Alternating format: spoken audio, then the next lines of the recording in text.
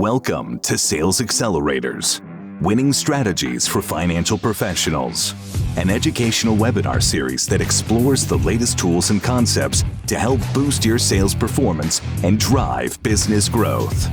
Join us as we analyze trending topics in life insurance, investigate the latest headlines, and discuss solutions to accommodate your clients' unique needs. Please welcome your host, Kurt Fazen, Executive Vice President of Sales and Marketing. Hello, welcome to another edition of Sales Accelerators, the program where we try to give you ideas and strategies to help you put into action ideas that will help increase your sales and help your clients. My name is Kurt Fazen, Exec Vice President here at DBS, and today we're going to focus our topic around the business market. I'm pleased to have Kelly Bennett, Banner Life Advanced Sales, joining me for the discussion. He serves as the Sales Vice President of Advanced Sales and has been in the market for more than 3 decades. He specializes in tax advantage business strategies, retirement, and advanced planning. I'm really looking forward to this conversation. Kelly, welcome to the program. Thanks a lot, Kurt. Happy to be here. Thanks for the opportunity. Absolutely. All right. Well, let's get started. And I want to start with business protection planning. That just continues to come up as an area of significant potential. And I guess, Kelly, I want to think about, with that in mind, I guess I'd like to start with your perspective of what the opportunity is for the business market and specifically around life insurance today. Sure. Great place to start. To your point on business protection, I keep my hands on the pulse of the market, as you might guess, and business owner surveys year in, year out. Business protection has been number one for a solid 7 or 8 years in terms of planning priorities for the business owner. So purely business protection comes down to key person. How do I protect my business at the loss of a partner or a key employee? So that continues to be priority one. In my words, business protection is collectively key person and buy-sell planning. You'll hear me refer to those concepts as gateway planning for the business market.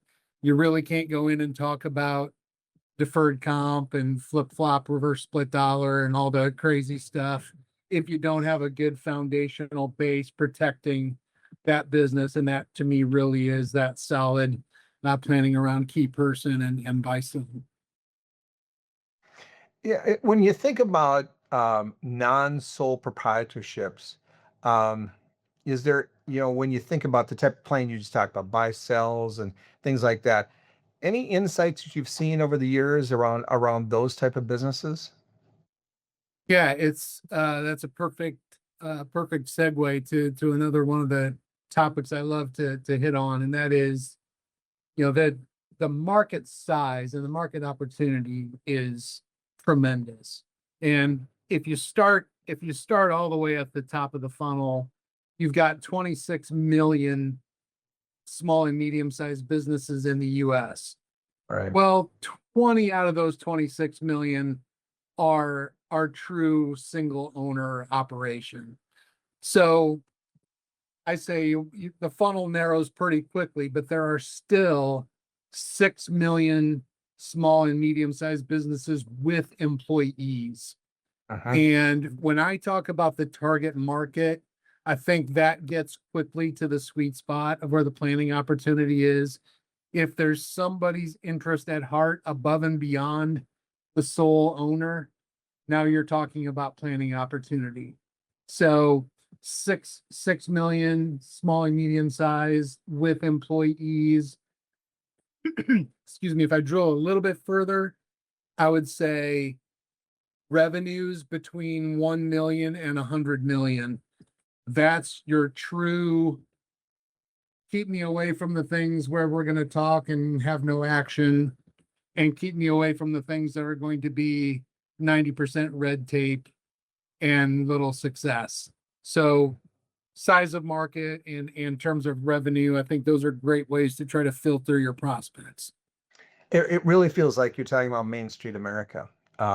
It's really the businesses we all grew up with and probably even know to this day. But I think one of the challenges advisors are going to have, I speak with many of them, is that they just don't feel comfortable or don't feel maybe they have the right experience in this space. So they acknowledge the fact that there are businesses, in that sweet spot that you just articulated, but how can they confidently start a conversation with their clients? Maybe just start specifically around the business protection needs. Do you have any ideas how you would start them? Yeah, my coaching in this space, Kurt, is really focused on, telling the advisor to position themselves as a risk analysis consultant for their business. Hmm. And we've talked about A, B, and C, but we just haven't addressed the elephant in the room, and that is, do you have an exit plan? Do you know the value of your business? And those are questions that you can ask to get the conversation started without having to have a deeply rooted answer in how a concept works. It truly is, most business owners I talk to are relying on their business as their key retirement resource. Absolutely. Yeah. And how many white collar employees do you know that don't have any idea what's in their 401k plan? Right? We all have the fault of checking it too often, right? Mhm. But a Mhm. business owner will admit to you that that business is their number one retirement resource and likely tell you that they don't have an idea what the actual value is. Or worse, they've guessed at it and they're off by 80% one way or the other. Right. Right. Just terrifying. I mean, that terrifying may be too dramatic, but it really is unsettling when they don't know that. Maybe what we could do is, when we were talking, you're ready for this. You said you might have a case study or an example. I think it might maybe we bring this to life a little bit and look at what an actual example looks like when advisors work with their clients in this market. Yeah, what comes to mind is a case I was pulled into. This is several years ago, so the estate planning limits have changed certainly since then. But it's a such a great story that I have committed to memory. Uh, we were working with an advisor, kind of pitching the advisor on the importance and the relevance of leading with that question about valuation. And this advisor had a couple of brothers that were in business. They had started a pizza franchise, and they had finally gotten around to having some dialogue around, boy, we've had a lot of success. We probably should start having some conversations about business planning. And to the advisor's surprise and pleasure, they had actually reached out to an attorney and said, Oh. we probably need a buy-sell agreement. And so the attorney's question is, well, what's your business worth? So that's about where they were at in the process. Brother A told the attorney, I think the business is worth about 5 million. Mhm. And brother B says, hey, I keep the books. You're a little bit out over your skis, Mr. Sales Guy. It's probably about 3 million.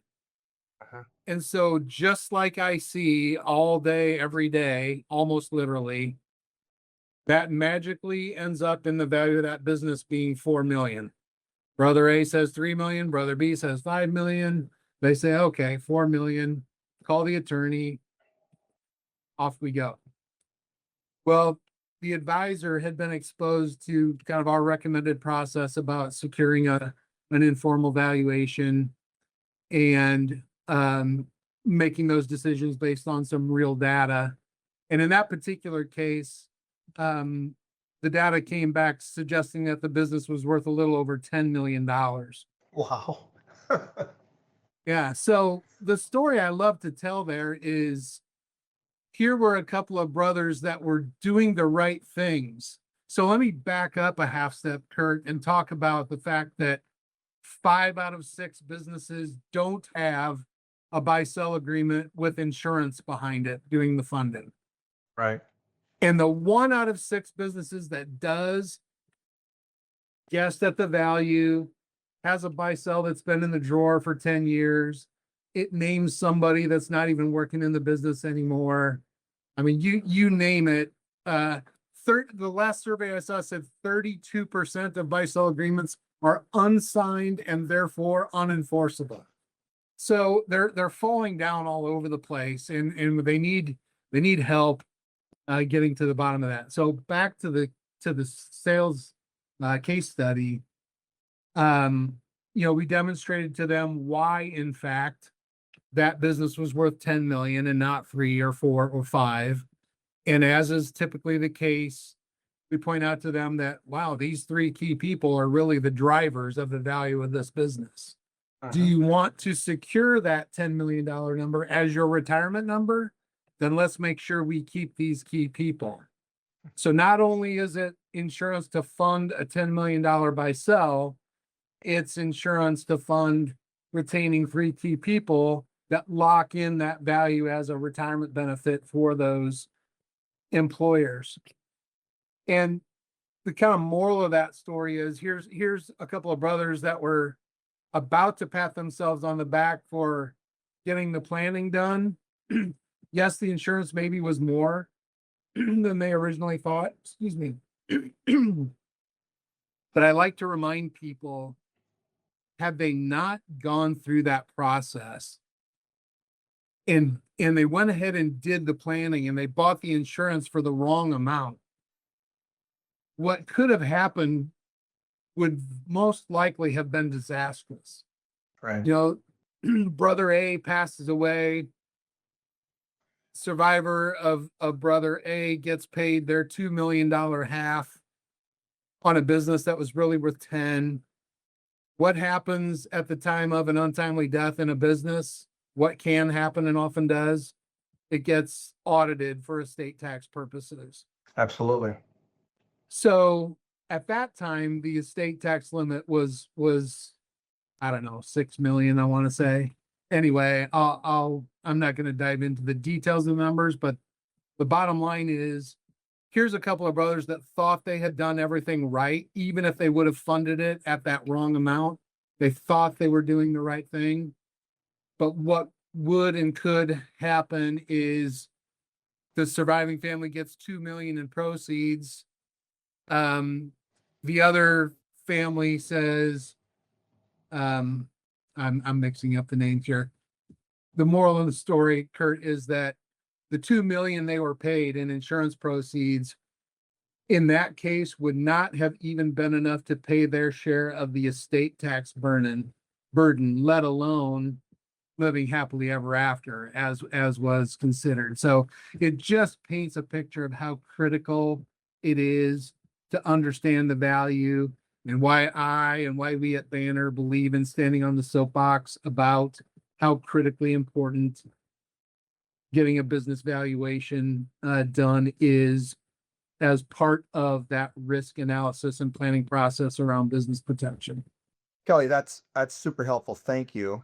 So I want to switch gears with you just a little bit. I mean, I think that gives you it gave me at least a good picture of what a real life scenario looks like. And as you said earlier, it's really just having a conversation with the business owner, trying to be their risk consultant, if you will.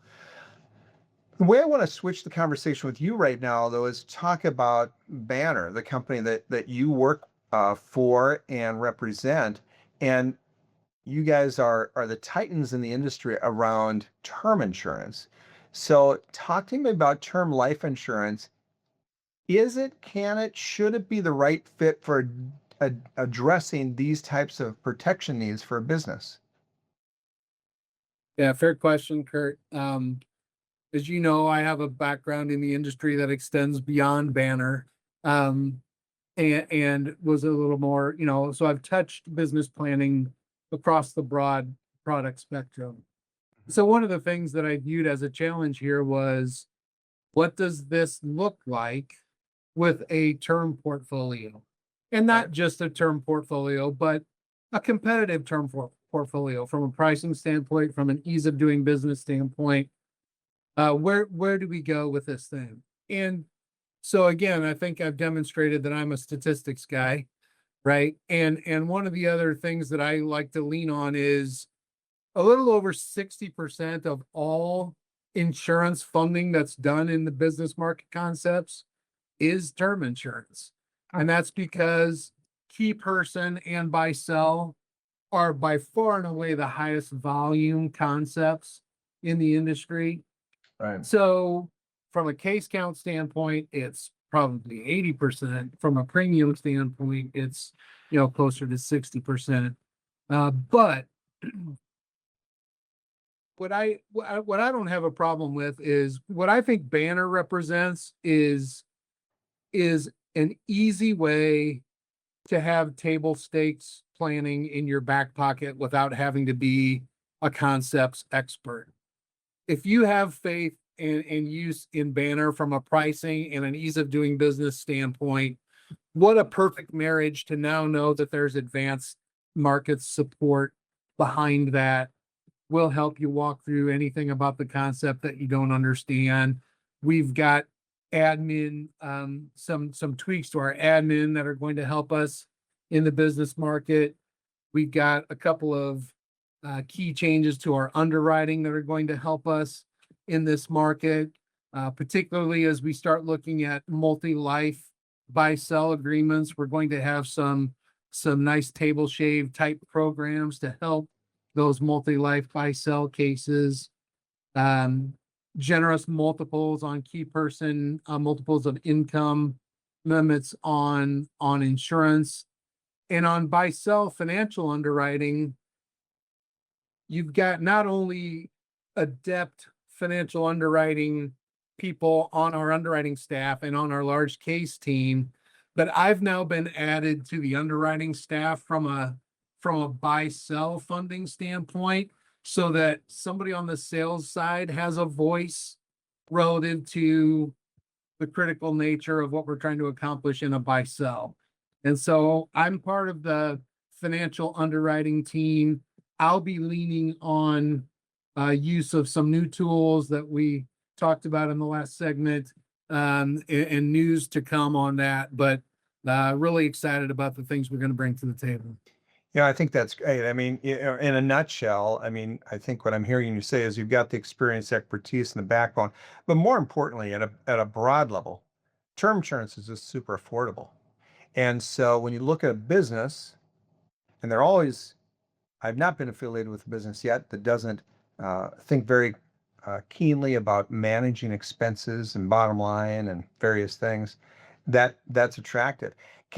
When you think about, I know you've done business planning for a long time, SBA loans, term a good option for SBA loan, not a good option? What's your reaction to that? Yeah, excellent option. It fits right in that same category of looking for the lowest cost guaranteed capital for a loan repayment.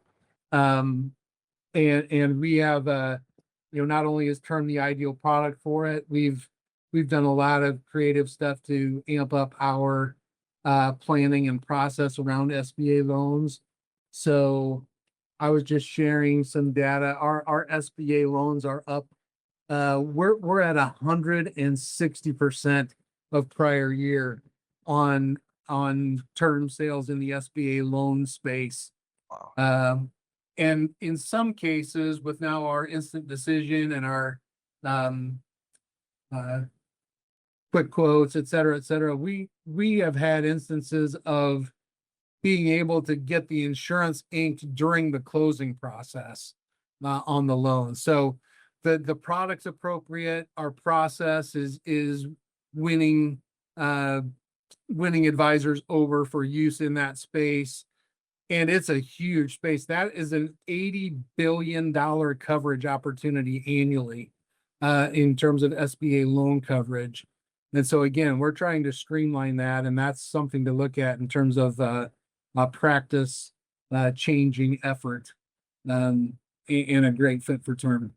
I think that's great. It really, that the fact that I would say that most everybody listening, watching, whatever our conversation today, Kelly, they probably know a business owner out there. that either has or will be using an SBA loan. And I think it's important that you work with somebody, an organization like a Banner, like a DBS, that has a great deal of history and experience in working in this market, because I, these are some of your best clients, and you don't want to be working with somebody that's just kind of figuring out. So because I think that, I mean, I don't know what you think, what you hear, but sometimes I think advisors worry about the complexities of putting coverage in place.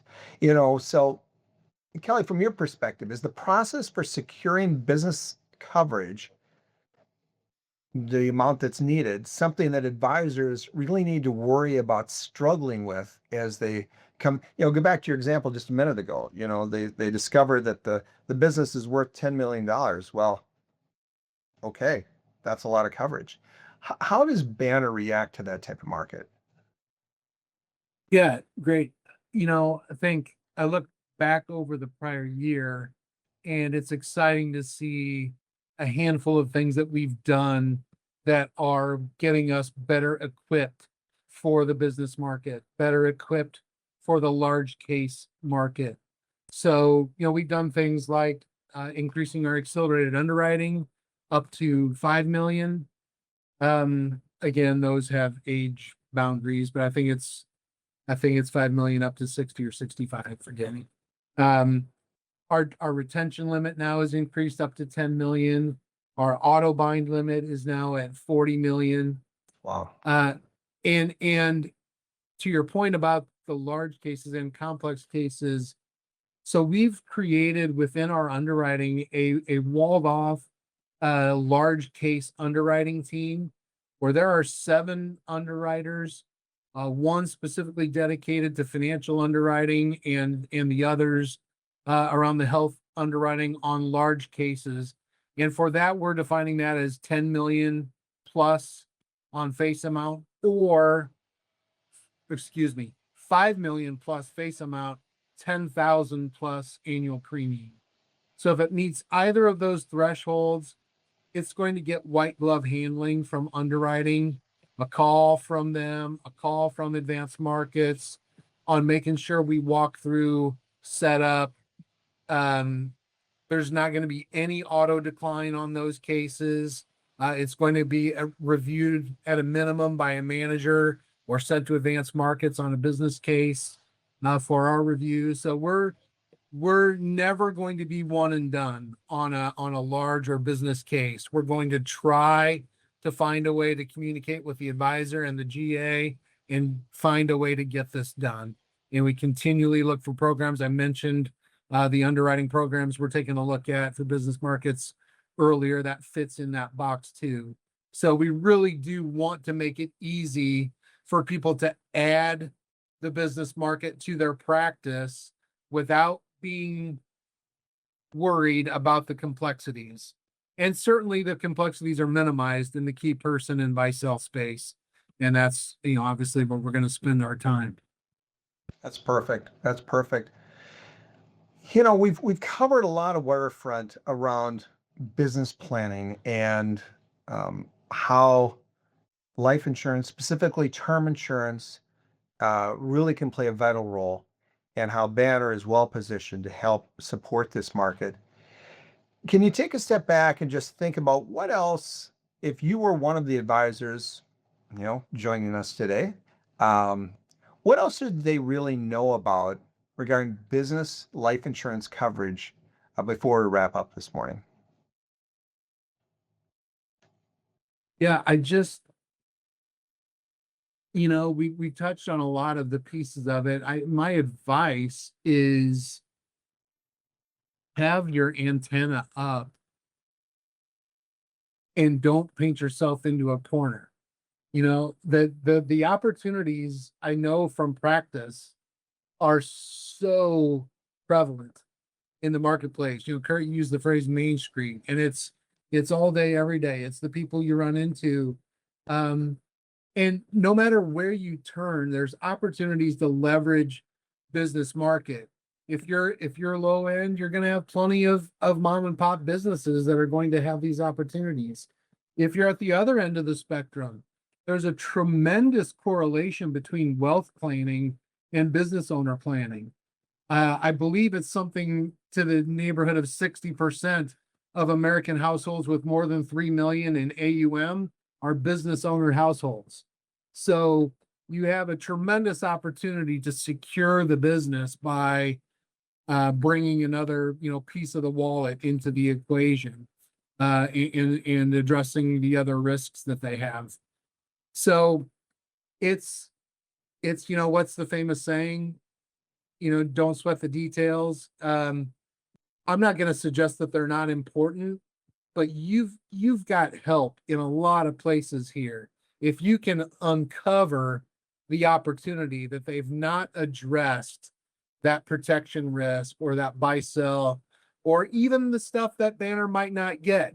We might not get the key person retention plan or the business owner supplemental retirement income plan, but again, do the gateway planning, get the foundational planning in place. Buy, sell, key person, they will thank you over and over again. And you've just won over trust that will gain you access to a deferred comp, a key person retention plan, et cetera, et cetera. And DBS is perfectly positioned to help you go down those other paths as well.